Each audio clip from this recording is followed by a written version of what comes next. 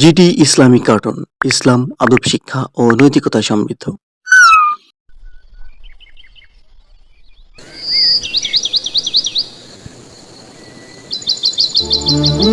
সন্ধ্যার আজানের অপেক্ষায় চারজনই ব্যস্ত।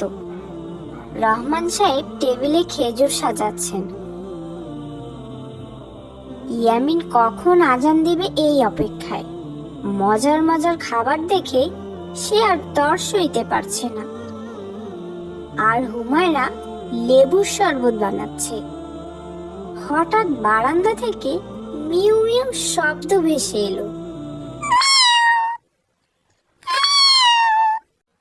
সবাই তো অবাক, কোথা থেকে এমন মিউ মিউ শব্দ আসছে। বাড়িতে তো কোথাও বিড়াল নেই, তাহলে বিড়ালের ডাকের আওয়াজ কোথা থেকে আসছে?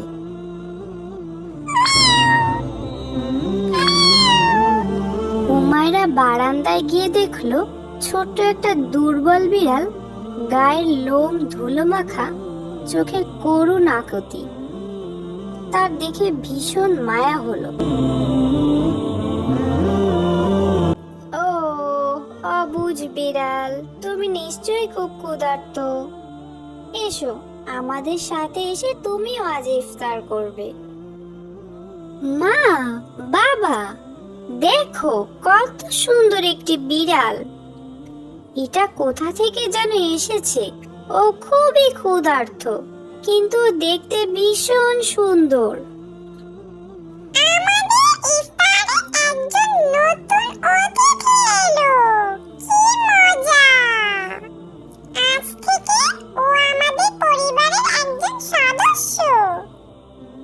ঠিক বলেছ তুমি ইয়ামিন।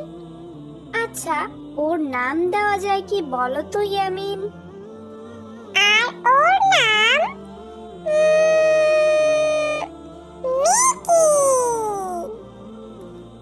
মাশাআল্লাহ, ভীষণ সুন্দর নাম তো। রোজার শিক্ষা তো এটাই, ক্ষুধার্তকে খাবার দেওয়া। দেখি তো ওকে এক টুকরো খেজুর দিয়ে খায় কি না। দেখতে তো ভীষণ ক্ষুধার্ত লাগছে। খেজুর বিড়ালের সামনে রাখার পর ছোট্ট বিড়ালটি তা খেতে শুরু করলো। আজান পড়তেই সবাই একসঙ্গে দোয়া করে ইফতার করলো। ছোট্ট অতিথিটাও যেন আনন্দ নিয়ে তাদের সঙ্গে ভাগ বসালো। ইফতারের আসরটা আরো মধুর হয়ে উঠল।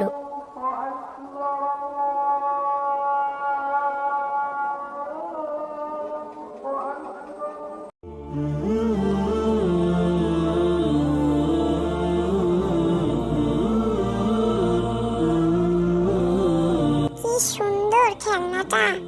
আমি যদি খেলনাটা কিনতে পারতাম। কোথায় গেলে ইয়ামিন? আসছি দাদি।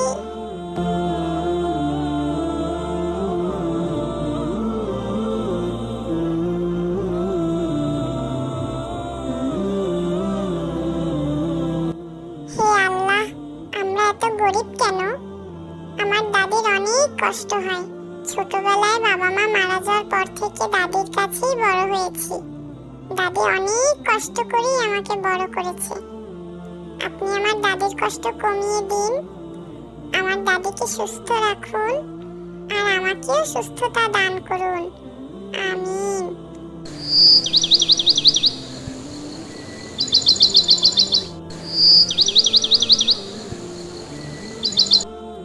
ইয়ামিন, ইয়ামিন,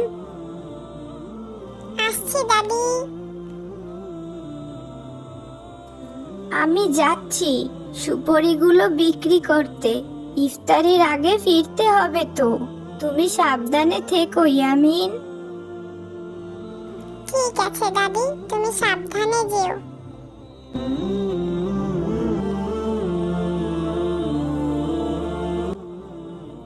হে আল্লাহ, আমার তিনটে ইচ্ছে। এক, কবরে আমার মা বাবাকে ভালো রাখেন। দুই, আমি যেন ফজরের সালাতের জন্য ঠিক সময় উঠতে পারি। 3, আমার দাদুকে ভালো রাখবেন।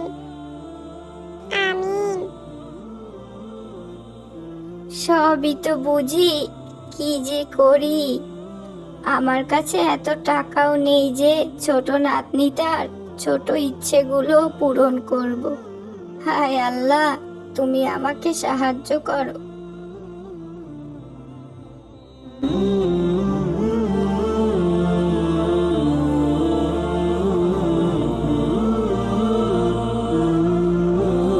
আজকে নাতনিটার জন্য দেখি একটা ছোটখাটো খেলনা কিছু কিনে নিয়ে যেতে পারি কিনা।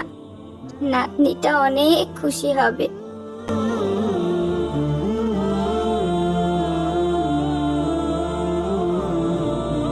ইয়ামিন, ইয়ামিন, কোথায় গেলে? আসসালামু আলাইকুম দাদি, আমাকে ডাকছো? ওয়ালাইকুম আসসালাম।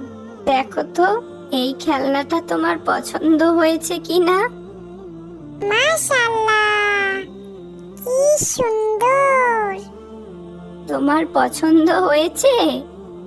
খুব। তোমাকে অনেক অনেক ধন্যবাদ দাদি, এটি আমার কাছে সবথেকে পছন্দের একটি খেলনা। আজ আমি অনেক খুশি। এর থেকে বেশি কিছু দেওয়ার সামর্থ্য আমার নেই রে। বাড়িতে কেউ আছেন? আসসালামু আলাইকুম। ওয়ালাইকুম আসসালাম। আমাকে কি একটু সাহায্য করবেন? কিছু খাবার থাকলে আমাকে একটু দেবেন দয়া করে, আমি খুব ক্ষুধার্ত। অবশ্যই, তুমি একটু অপেক্ষা করো, আমি আসছি। দাদি দেখো, ছেলেটার জামাটা কত ছেঁড়া। আমার তো আরো এই জামাটি ছাড়াও একটি নতুন জামা রয়েছে। আমি কি আমার নতুন জামাটা ছেলেটাকে দিতে পারি?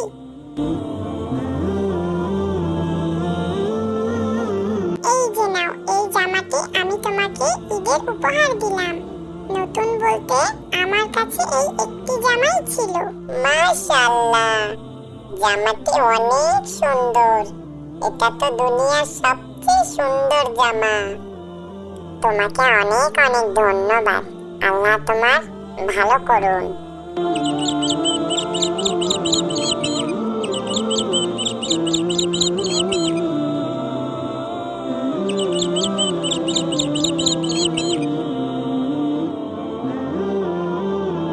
আসসালামু আলাইকুম, বাড়িতে কেউ আছেন? ওয়ালাইকুম আসসালাম। কাকে চাই? এটা আপনাদের জন্য দাদি, আমরা একটি ইসলামিক ফাউন্ডেশন থেকে এসেছি। তোমাকে অনেক অনেক ধন্যবাদ। এসো ইয়ামিন, দেখি তো কি কি দিয়েছে। মাশাআল্লাহ, কি সুন্দর! আমি আপনাকে অনেক ভালোবাসি আল্লাহ। আলহামদুলিল্লাহ, সত্যি আপনি অন্তর্যামী আল্লাহ। আপনাকে অনেক অনেক ধন্যবাদ আল্লাহ। আপনি আবারও প্রমাণ করে দিলেন আল্লাহ, আমরা আপনার জন্য যাই খরচ করি না কেন, আপনি তার দ্বিগুণ আমাদেরকে ফেরত দেন। আলহামদুলিল্লাহ।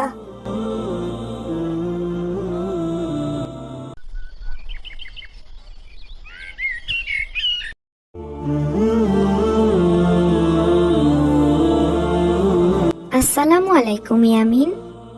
ওয়ালাইকুম আসসালাম আপু, আজ আমি অনেক খুশি। কি মজা! হ্যাঁ ইয়ামিন, তা তো আমি তোমাকে দেখেই বুঝতে পেরেছি। তা এত খুশির কারণটা কি জানতে পারি? তার কারণটা এখনো তুমি বুঝতে পারলে না আপু? কিছুটা তো বুঝতে পেরেছি ইয়ামিন, কিন্তু তাও তুমি বলো তো কিসের জন্য তুমি এত খুশি? আরে পবিত্র মাহে রমজান উপলক্ষে তো আমাদের আগামীকাল থেকে মাদ্রাসা বন্ধ দিয়েছে। আর এই উপলক্ষে আমাদের এক মাস ব্যাপী মাদ্রাসা বন্ধ দিয়েছে। এরপর ঈদের পর থেকে আরো 7 দিন বন্ধ থাকবে মাদ্রাসা। তাহলে আমি খুশি হব না তো কি করব বলো তো আপু? তা তো আমি বুঝতেই পেরেছি, কিন্তু এটা তো ঠিক না ইয়ামিন। পড়াশোনা না করলে তুমি কিভাবে বড় হবে বলো তো? পড়াশোনা না করলে কি বড় হওয়া যায় না আপু? এই বড় সেই বড় নয় ইয়ামিন।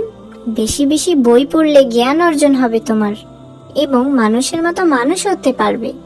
আর পড়াশোনা না করলে তোমাকে কেউ মূল্য দেবে না। ও, ঠিকই তো বলেছ আপু। আমি তো আগে কখনো এমন করে ভেবে দেখিনি। আচ্ছা ঠিক আছে, কোনো সমস্যা নয়। এখন থেকে বেশি বেশি করে বই পড়বে, এবং সামনেই মাহে রমজান। এই ছুটির দিনগুলো অযথা সময় নষ্ট না করে বেশি বেশি করে আমল করবে, ইবাদত করবে। তাহলে আল্লাহ তোমাকে অনেক সওয়াব দিবেন এবং বারাকা দান করবেন, এবং নিজেও এ থেকে কিছু শিখতে পারবে। আর এতে করে তুমি অন্য কাউকেও কিছু শিখাতে পারবে। তুমি কত কিছু জানো আপু, আমি তো এত কিছু জানি না। তুমি কোথা থেকে এত কিছু শিখেছো? আমি কিছুই জানি না ইয়ামিন। এক সমুদ্রের এক বালিকণার সমপরিমাণও আমি জানি না। তবে জানতে চাই, শিখতে চাই, শেখাতে চাই। আর আমার এই ক্ষুদ্র জানার একমাত্র পন্থা হচ্ছে বই। এর জন্য আমি তোমাকে বেশি বেশি করে বই পড়তে বলি। তাহলে তোমার বেশি বেশি করে জ্ঞান অর্জন হবে। বুঝতে পেরেছো ইয়ামিন? হ্যাঁ আপু, আমি বুঝতে পেরেছি। এখন থেকে আমিও বেশি বেশি করে বই পড়বো। তাহলে আমিও তোমার মতো কিছু শিখতে পারবো এবং অন্যকেও শেখাতে পারবো। এতে করে আল্লাহ তাআলা আমাকে অনেক সওয়াব দিবেন এবং জান্নাত দান করবেন। এই তো আমার ছোট্ট লক্ষ্মী ভাইটি। আচ্ছা আপু, এই রমজানে বিশেষ কোনো ছোট ছোট আমল রয়েছে যেটা আমল করলে আল্লাহ তাআলা আমাদেরকে এই রমজান মাসে বেশি বেশি সওয়াব দিবেন? অবশ্যই রয়েছে ইয়ামিন। এসব সম্পর্কে তো তোমার কিছুটা হলেও জানা আছে। আল্লাহ এর পুরস্কার নিজ হাতে দেবেন। রাইয়ান নামে একটি দরজা রয়েছে, যে দরজা থেকে একমাত্র রোজদাররাই প্রবেশ করবেন। সুবহানাল্লাহ, কত সুন্দর!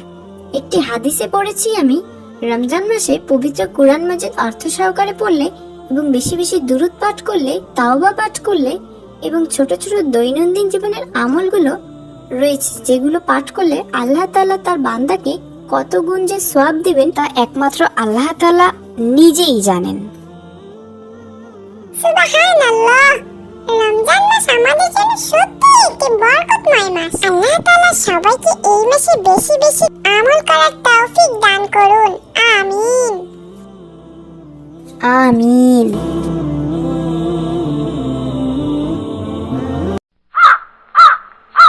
এই যে ভাইয়া শুনছেন? জি বলুন। আসসালামু আলাইকুম। ওয়ালাইকুম আসসালাম। ভাইয়া একটু কথা বলা যাবে? জি বলুন। ভাইয়া আপনার নাম?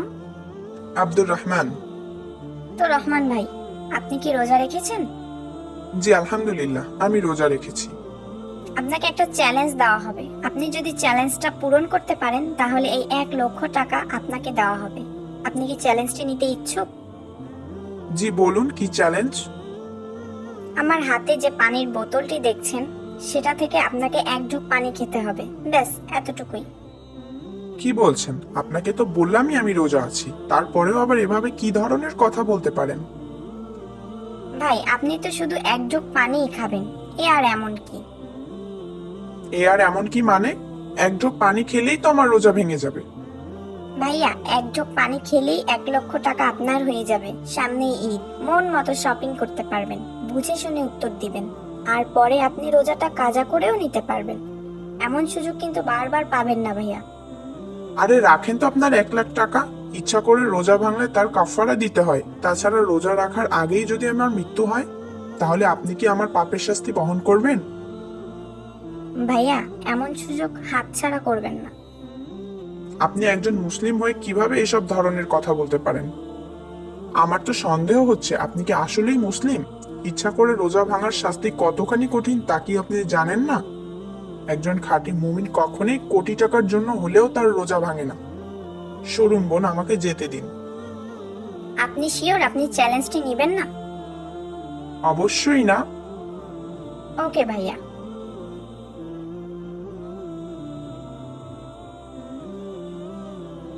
এই যে বোন, আসসালামু আলাইকুম। ওয়ালাইকুম আসসালাম। বোন, আপনার নাম?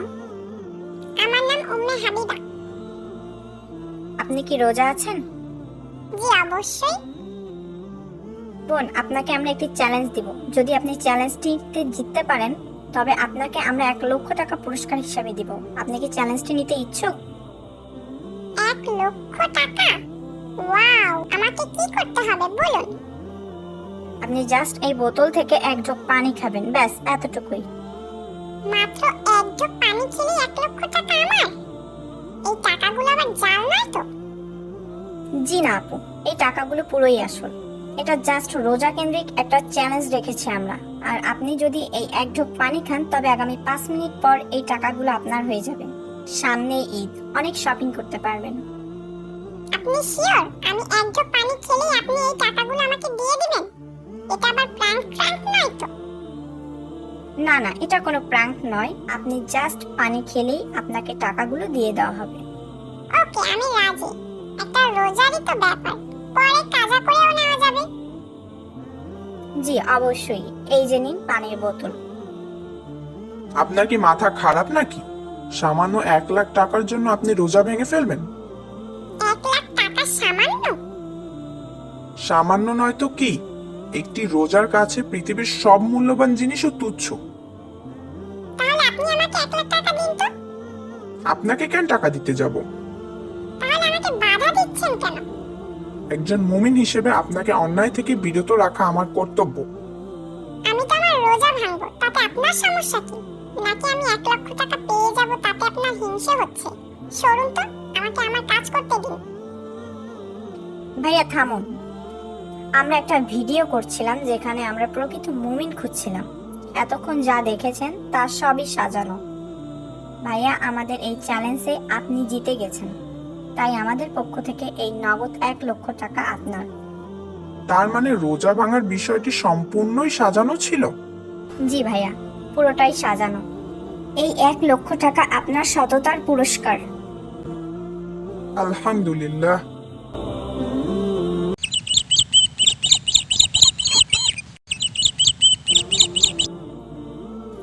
আসসালামু আলাইকুম মা মায়েশা। ওয়ালাইকুম আসসালাম মা। কি করছো মা তুমি? এই তো তেমন কিছু না মা, রমজানের প্রস্তুতির জন্য বই পড়ছিলাম। তা হঠাৎ করে রমজানের বই নিজে থেকে পড়ার কারণটা জানতে পারি? আর কিছুদিন পরেই যে মাহে রমজান মাস শুরু, এর জন্য মাদ্রাসার হুজুর বলেছেন আগামীকাল সবাই যেন মাহে রমজানের সার্বিক প্রস্তুতি সম্পর্কে আমরা জেনে আসি।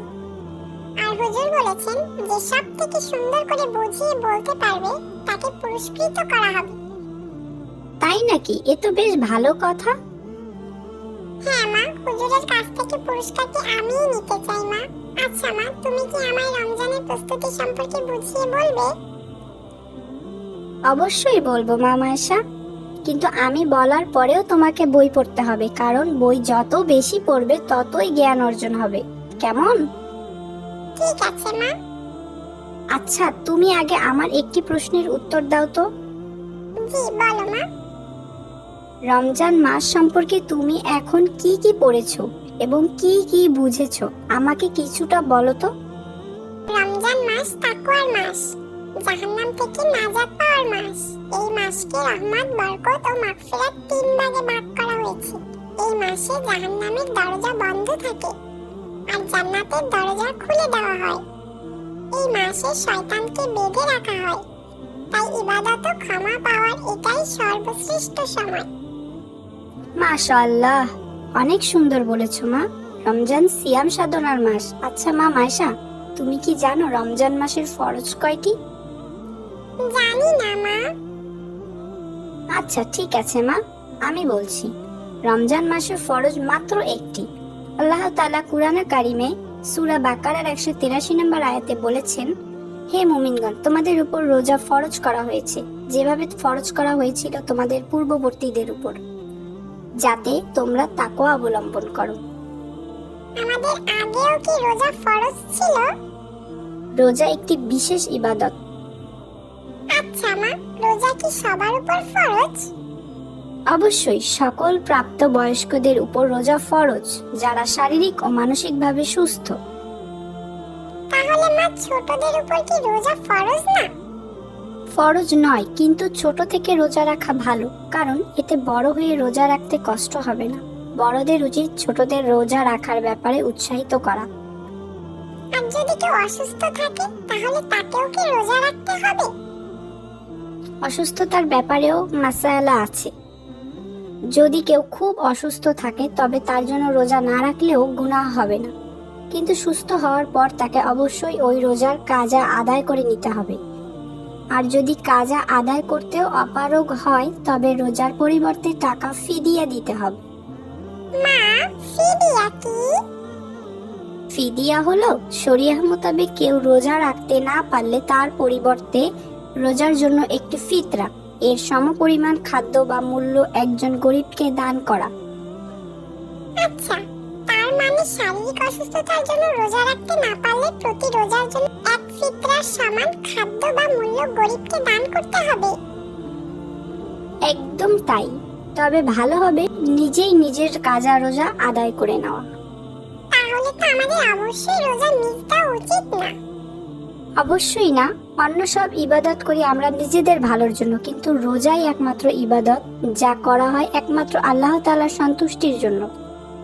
এই রমজান মাস প্রতি বছরে মাত্র একটি বার আসে, আর রোজার প্রতিদান মহান আল্লাহ তাআলা নিজ হাতে দিবেন।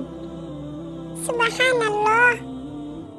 রমজানের কিছু ওয়াজিব আছে, তুমি কি তা বলতে পারবে মাইশা? রমজানের ওয়াজিব কয়টি? কয়টি মা? রমজানের ওয়াজিব হলো 2টি। কি কি মা? সাদকাতুল ফিত্র বা ফিতরা দেওয়া এবং ঈদের নামাজ পড়া। ফিতরা কি সবাইকেই দিতে হবে মা? অবশ্যই রমজান মাসে প্রত্যেকের ফিতরা আদায় করা ওয়াজিব বা আবশ্যক। কিন্তু আমার তো টাকা নেই, আমি কিভাবে দিব?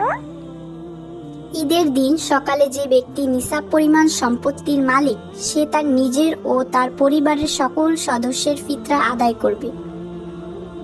ও আচ্ছা, তার মানে আমার আব্বুজান আমাদের ফিতরা আদায় করবে। হ্যাঁ মা। আচ্ছা, যাদের কোনো পরিমাণের সম্পদ নেই তারা কি করবে মা? তবে তো সে ফিতরা নেওয়ার উপযোগী। ও আচ্ছা। রমজান মাসে বেশ কিছু সুন্নত আছে, তুমি কি কিছু রোজার সুন্নত সম্পর্কে বলতে পারবে? জি মা, পারবো কিছুটা। ঠিক আছে, বলো তো। রমজানের চাঁদ দেখা, তারাবির নামাজ আদায়, বেশি বেশি কোরআন পড়া, সদকা করা, রমজানের শেষ দশকে শবে কদরের সন্ধান করা ও ইত্তেকাফ করা, আর বেশি বেশি একটি দোয়া পড়া। কোন দোয়া? আল্লাহুম্মা ইন্নাকা আফউন তুহিব্বুল আফওয়া ফাআফু আন্নী, যার অর্থ, হে আল্লাহ, আপনি ক্ষমাশীল, ক্ষমাকে পছন্দ করেন, সুতরাং আপনি আমাকে ক্ষমা করুন। মাশাআল্লাহ, তুমি খুব সুন্দর করে রোজার সুন্নতগুলো বলেছো মা। কিন্তু এছাড়া কিছু নফল ইবাদত আছে যেগুলো বেশি বেশি আমল করা উচিত, আর এ মাসে নফল ইবাদতে ফরজ ইবাদতের সব পাওয়া যায়। যেমন বেশি বেশি ইস্তেগফার পাঠ করা, দোয়া দুরূদ পাঠ করা, কোরআন খতম দেওয়া ইত্যাদি ইত্যাদি। আল্লাহ তাআলা আমাদের বেশি বেশি ইবাদত করার তৌফিক দান করুন, আমিন।